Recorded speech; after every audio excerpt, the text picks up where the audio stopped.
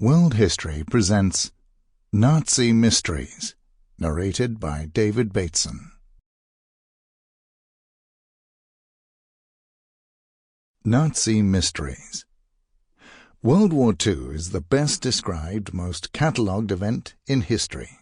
Thousands of books, hundreds of thousands of articles, and an abundance of documentaries and lectures describe the horrors of war, the battle strategies, and, not least, the heroes who emerged from one of history's most horrific wars. But despite this vast archive of information, puzzles still remain. As the years go by, myths bloom up alongside facts. Did Hitler really die in his bunker? Or did he escape to South America in a state-of-the-art submarine? Where is the gold stolen from the victims of the Holocaust? Is it still hidden in secret mines in Eastern Europe? And what drove the German people to embrace the extremes of Nazism, anti-Semitism, and dreams of world domination? Join with us as we try to find the answers to the great Nazi mysteries. Chapter 1. What happened to Hitler? On the 1st of May 1945, Germany officially declared that Hitler was dead. Shortly afterwards, his earthly remains were consumed by fire. But speculation has remained ever since that the Nazi leader did not die at all, but rather fled Germany to safety in the last few hours of the war. Even the most optimistic Nazis had given up any hope of winning the war.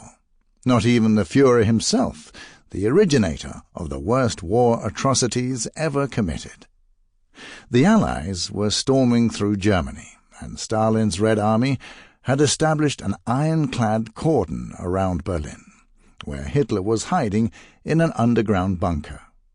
Shells rained down on the German capital, but late on the evening of Friday the 27th of April 1945, the impacts barely registered in the Führer's office, which lay approximately 10 meters below the surface. In his study, Hitler stared into space and contemplated defeat. The miracle weapons he had hoped would turn the war had failed to live up to expectations, and his once proud empire had become a nation in freefall. The city lay in ruins. Gunfire ran out on the streets, and the Führer knew that it was only a matter of time before Soviet forces battled their way into the bunker and captured him. With his back to the wall, Hitler had three options.